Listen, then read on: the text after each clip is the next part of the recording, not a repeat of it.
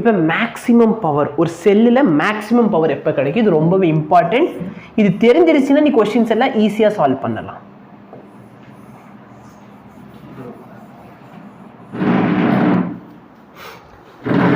நல்லா பாரு, பேட்டரியில் எப்பயுமே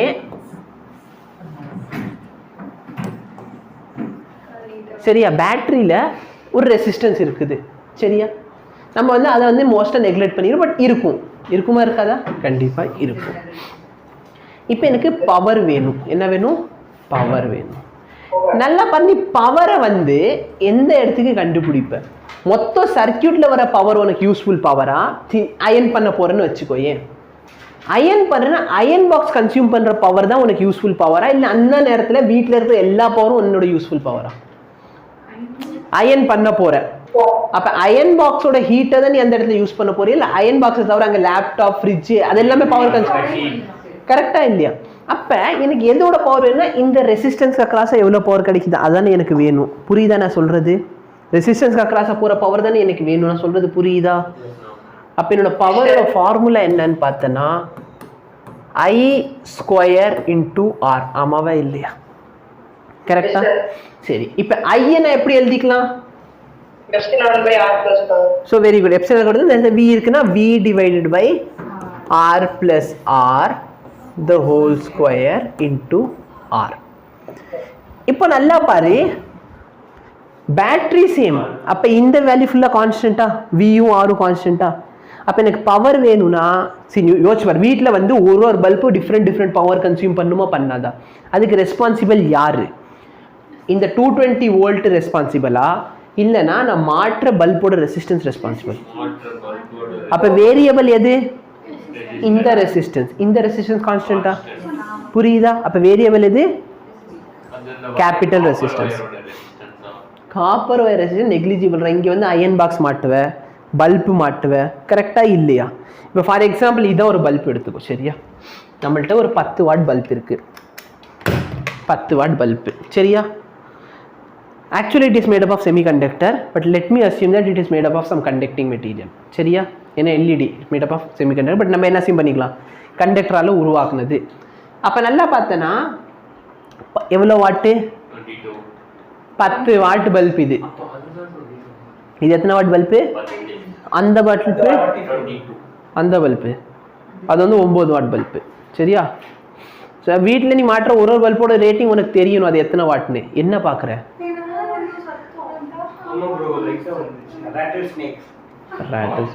அப்ப நல்லா பாரு, இதோட power 10 is equal to v² by r. அப்ப r ஓட வேல்யூ பார்த்தனா எவ்வளவு வோல்ட் வீட்டுக்கு வருது, 220 × 220 பை, அப்ப ஆன்சர் எவ்வளவு வரும், 4840. இதோட ரெசிஸ்டன்ஸ் எவ்வளோ, 4840 சரியா. ஸோ இப்போ நல்லா பாரு, இதே மாதிரி பார்த்தோன்னா ஒரு டிவைஸ்க்கு பார்த்தோன்னா ரெசிஸ்டன்ஸ் இருக்கும் ஓகேவா. ஒரு டிவைஸ்க்கு அது பார்க்க முடியாது, ஃபுல்லாக 0 தான் காட்டுது. அது வந்து நம்ம வந்து வெளியில் இருக்கிறத பார்க்கணுமே. வெயிட் பண்ணு, நான் 2 நெகட்டிவ்ல வச்சு பார்த்துக்கிட்டு இருந்தேன், நெகட்டிவ்க்கு பாசிட்டிவ்க்கு தானே ரெசிஸ்டன்ஸ் பார்க்கணும். ஸ்டார்ட் பண்ணி பார்த்தா எப்படி மெட்டலுக்கு இருக்கும்.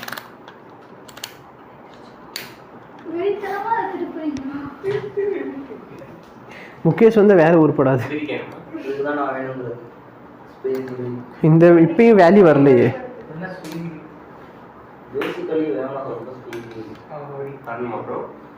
நீ வந்தா வேல்யூ கொண்டு வந்துருவியா, வா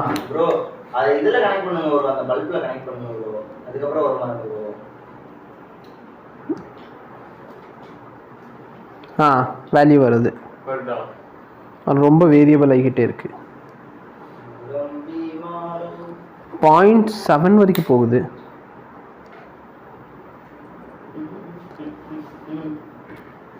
இஷ்டத்துக்கு ஒரு வேல்யூ காட்டுது. வடை சுட்டு சாப்பிடுமா, புது புக்கு எவனாவது எங்கேயாச்சும் இடைக்கு போடுற புக்கில் விற்பாங்க. நல்ல புக்கு கடையில் எதுக்கு இந்த புக்கு வாங்குவாங்க, செந்தில் ஸ்டோர்ல CBSE புக் வாங்க மாட்டாங்க, புரியுதா. ஸோ இந்த மாதிரி பார்த்தோன்னா ஒரு மெட்டீரியலுக்கு ரெசிஸ்டன்ஸ் இருக்கும், அப்போ மேக்ஸிமம் பவர் எப்போ கிடைக்கும்? சரியா, என்னோட சர்க்யூட்டில் மேக்ஸிமம் பவர். அப்போ மேக்ஸிமம் கண்டுபிடிக்கணும் என்ன பண்ணுறது? என்ன தெரியுமா ஏதாச்சும்? எப்படி ஒரு ஃபங்க்ஷன் கொடுத்துட்டாங்க, ஆர் வந்து வேரி ஆக போகுது. அப்போ மேக்ஸிமம் கண்டுபிடிக்கணும் என்ன பண்ணணும்? 1ன்னு போடணுமா? வெரி குட், ஃபர்ஸ்ட் டெரிவேட்டிவ் கண்டுபிடிக்கணும். குச்சி பி டிஃபரன்சியேஷனே படிக்கல நீ. dp by dr டினாமினேட்டர் அப்படியே வச்சுக்கிறேன்.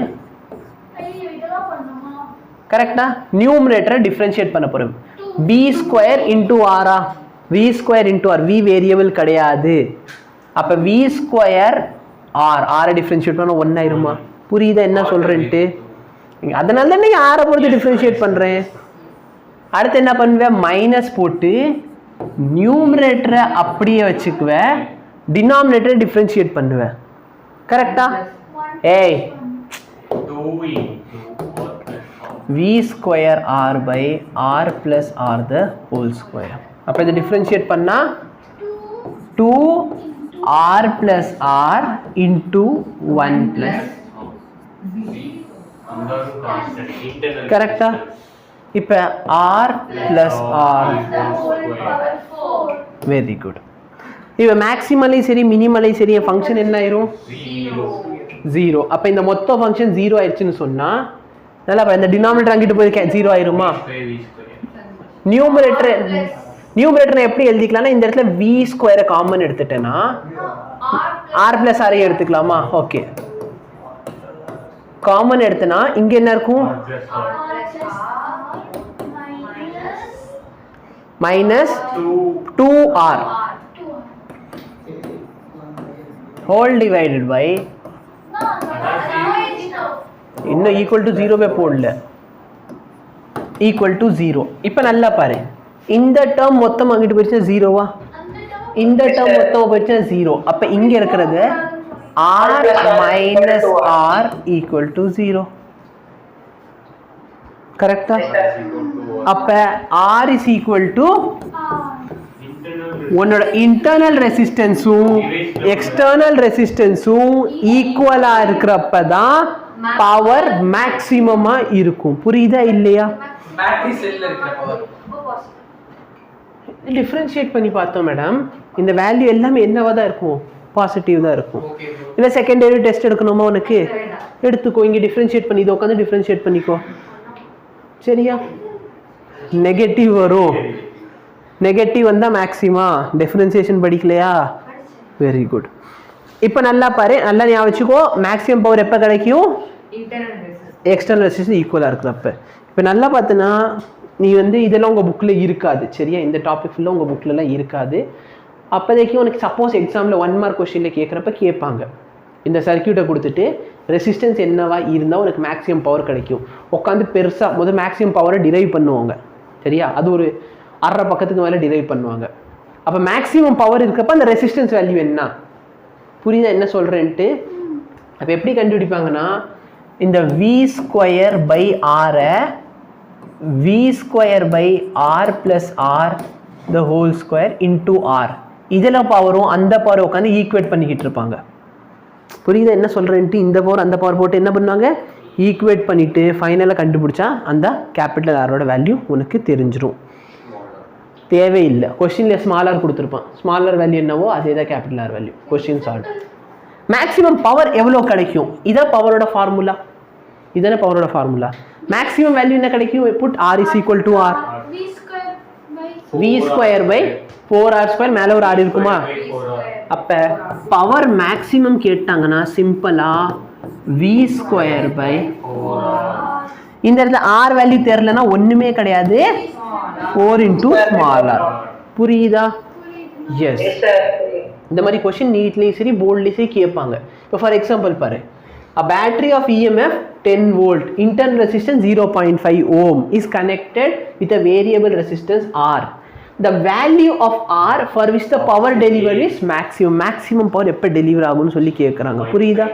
ஒன்றுமே இல்லை, R is equal to, question முடிஞ்சா?